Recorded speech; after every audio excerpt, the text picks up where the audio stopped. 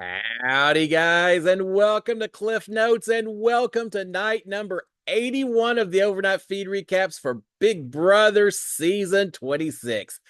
All right, Monday night, getting into Tuesday morning, a lot happening in the Big Brother house. Yeah, not so much. It was kind of another boring night, except for one big argument that we had. We'll talk about in just a minute, just as an FYI, not game related. Everything in the house may be a little game related, but this one not really. We'll talk about it in a minute. Let's just go ahead and start with the feeds. They they're staying up all night long because they're allowed to sleep all day long. Big Brother, we got to change this up a little bit. It's impacted me here, but let's talk about the live feeds. We'll start with early afternoon. Rabina actually awake, talking to the cameras. She's saying, "How can I possibly survive? That these aren't my people."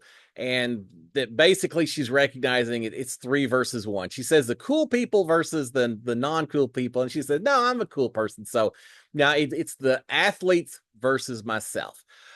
The key is that Rabina certainly is recognizing this point in time. I think she's seeing, even though theoretically it's her versus Cam, I think in some way she's still seeing that Cam is seeming to be a lot closer to Chelsea McKenzie that she is, and I think she's seeing that. By Thursday, will she understand that it's probably her going home? I think she'll start getting the inclination, understanding that. Of course, it could change between now and then. But Rabina feeling very isolated at this point in time in the game. We've got Rabina and Cam. Remember, they got a couple of decks of cards, a backgammon set, uh, um, a Chinese checker set. They got a tie dye kit. Big Brother's trying to give them things to keep them busy. They haven't done a tie dye. Apparently, that maybe is going to take place today. But Rabina and Cam are trying to figure out how to play Chinese checkers. I thought pretty much everyone knew how to play. It seems like a pretty basic game, but they don't understand. So they're trying to figure out Chinese checkers. While they're doing that, Chelsea and Mackenzie are sleeping. They're sleeping in a little couchy area right at the front entrance where you leave Big Brother when you're evicted. Sleeping on that little couch, uh, sleeping for a long period of time, and very obvious. They're not even trying to hide it. Big Brother is not calling them out at this point in time. Cam later told Chelsea that she slept for 4 hours straight. So yeah, they got in a good night's sleep, hence them staying up all night long. All right, we did have Rabina feeling a little bored, a little isolated, stretching, doing a little exercise, and a cartwheel here or there, playing war against herself with a deck of cards. Playing war as solitaire is about as boring as you can get to be the person doing it, or even worse, to be the person watching it taking place. Later, Rabina taught Cam how to play war. Got war, high card. You know how to play this game, right? I can't be the only person that knows how to play war, but she has to teach Cam how to play war as well. And speaking about learning, Chelsea trying to learn how to play backgammon. Later, it's a few rules to learn, but she's trying to learn that. Later, she's playing against Mackenzie. Not convinced they ever actually understood how to play the game, but they played a semblance of it. So trying to utilize some of the games that are provided by Big Brother. Chelsea eventually gives up on, well, I say give up. They tried it throughout the evening with the backgammon, but Chelsea eventually rigs a deck of cards and then talks Chelsea into playing war with her. And of course, the deck's rigged, so Chelsea's are winning everything, but she can't keep a straight face. She starts smiling and laughing, and Mackenzie figures out what is up. So a lot of gameplay going on yesterday: board games, card games, everything else. Eventually, we get everyone in the HOH room just hanging out, with one another. And this is when we have the argument, the big discussion taking place for the evening. And it's on this topic: how many days are left for us in the Big Brother house? Pretty straightforward, right? It's Monday. Yeah, you add up until you get to Sunday. No, not in the Big Brother house, not at all. There's all kinds of argument about whether they have 4 days left, 5 days left, 6 days left. Cam and Chelsea are saying it's 5 days left, but Mackenzie and Rabina are saying it's 4 days left. It all comes down to whether you count Sunday as a day, since they're only going to be there until the finale night. There was even some talk about press day on Monday, and do you count the half day they've got now? They made it way more complicated than they needed to. just cut it all down by saying, we only have, I think, 5 nights, right? If Monday night, so Monday night, Tuesday night, Wednesday night, Thursday night, Friday night, Saturday night. I see. I would have contributed to the argument as well.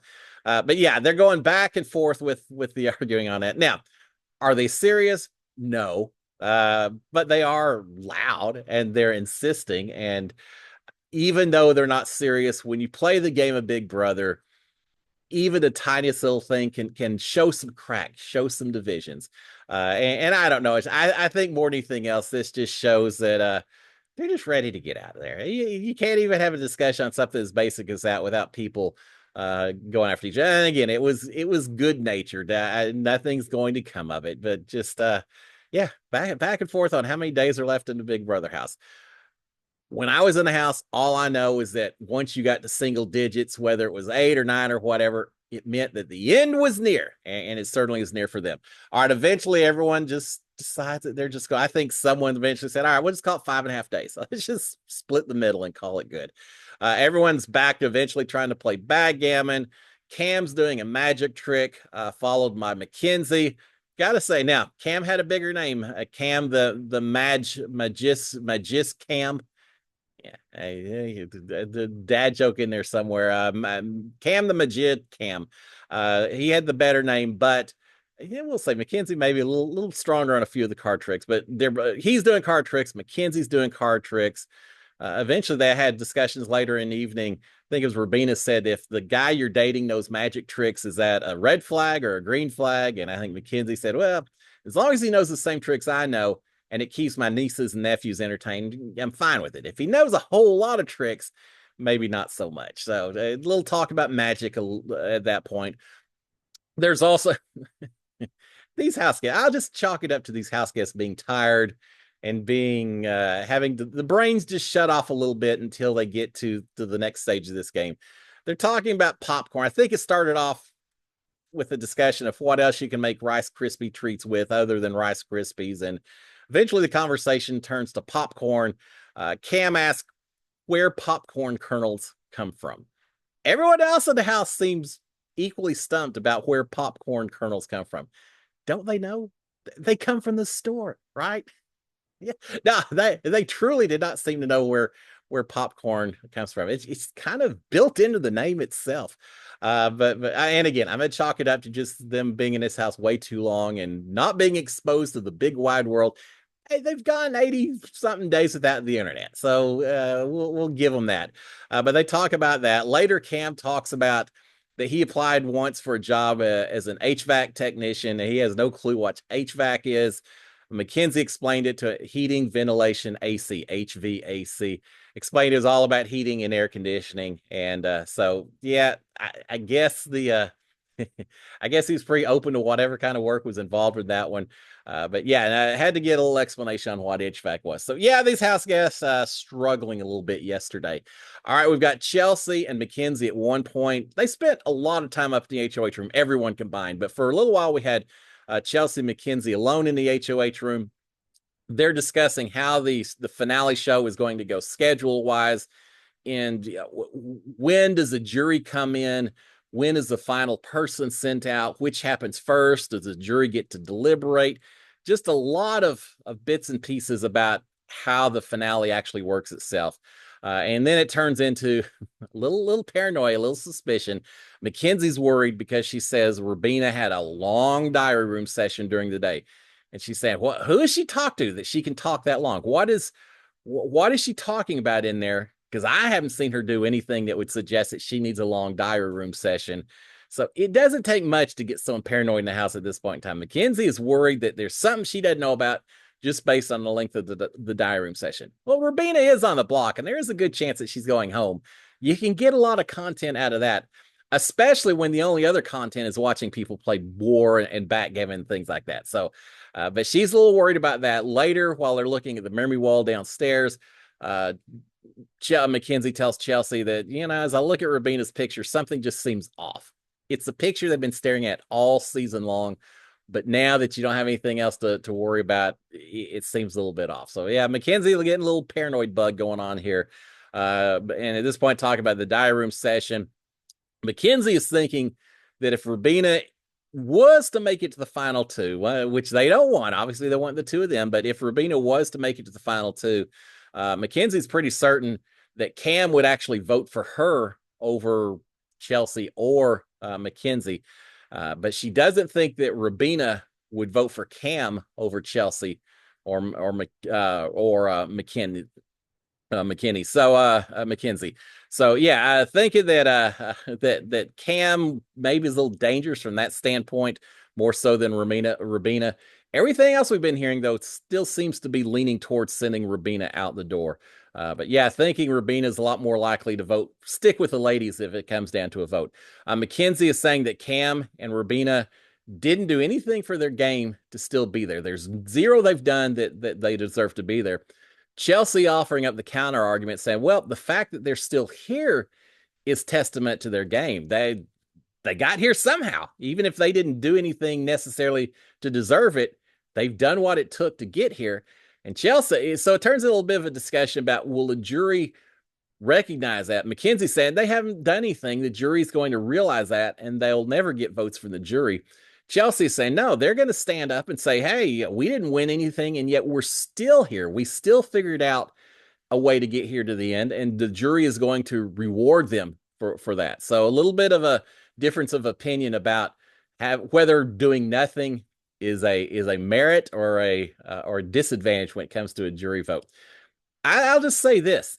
Everyone else is on jury got voted out for some reason. They're no longer there. So because of that, I think sometimes jury members will recognize and give a little credit to a person who advanced further than them, whether it was because of their own fault or not.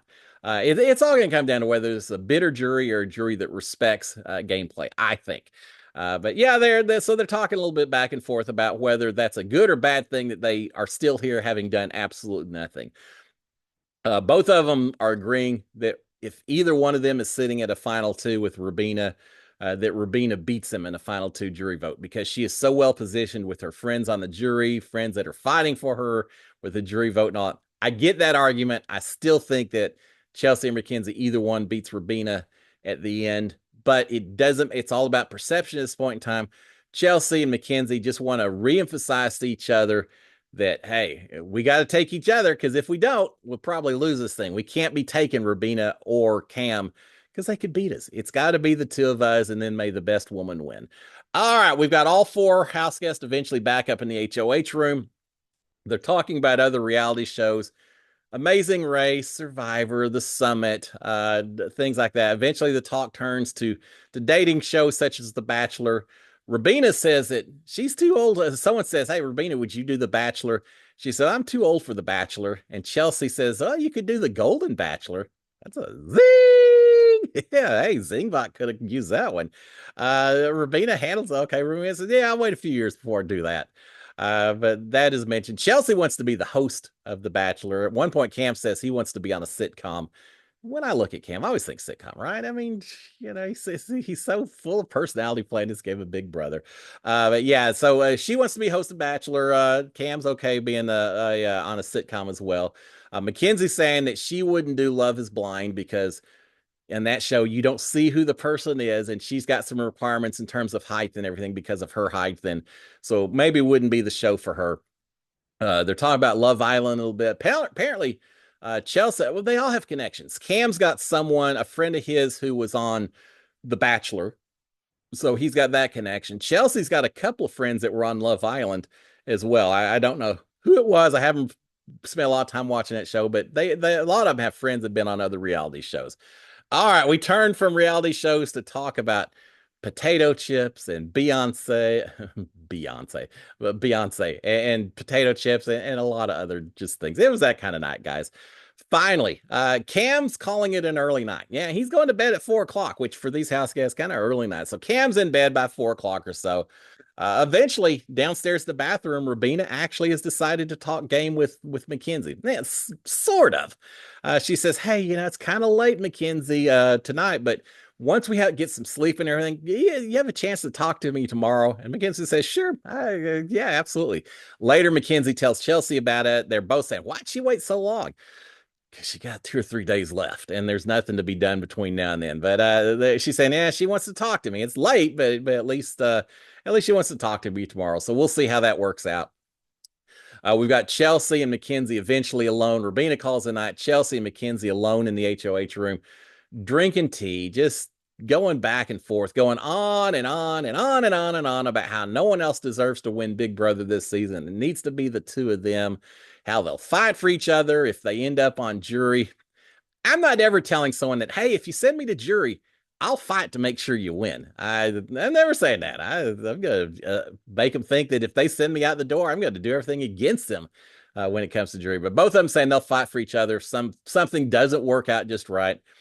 They've expressed a lot of concern throughout the evening about what if we keep Cam and Rubina was to win and not take us? What if we keep Cam and he wins the final one and doesn't take one of us? And I think it's Chelsea finally said, look, there's only so much we can do. We can't cover everything. There are some scenarios that we don't have control over, but they're just their heads are spinning over and over again. But they're talking about that they'll fight for each other if they get to jury. They're talking about the fact that Cam hasn't had to upset anyone in jury, and that they fully suspect that if Cam was to make it to final two chair, that he will use that in a jury speech. Hey guys, all y'all here, none of y'all should be mad at me. I didn't do anything to any of y'all. Amazing that I made it to the very end without alienating a single member of the jury, and surely that counts for something, right? So, and I'm sure it's about the only thing he's got to use as an argument, right? But they're worried about that he could use that as part of a jury speech. Chelsea is saying, I think Mackenzie said, who would you prefer to sit up against if it's one or the other of those two? And Chelsea says, if I had to sit next to one of them at jury, I would prefer it to be Cam and not Rubina. So even though throughout the evening there was some talk about the dangers of Cam, all in all, I still think these two are leaning towards sending Rubina out the door, keeping Cam and making that the final three. Eventually, conversation turns away from the game and talking about dating and exes and just a lot of non-game talk. A lot of just kind of calling out other house guests and complaining about things they did and just general nitpicking kind of stuff. But we had a lot of that throughout the evening as well. Finally, the lights are out at 7 o'clock or so Big Brother time, which is 9 o'clock Houston time. So yeah, I kind of going back and forth of the feeds, watching them, keep thinking that they'd go to bed. They never did. And it's Big Brother's fault for letting them sleep all day long. So lights out at 7 o'clock, Big Brother time.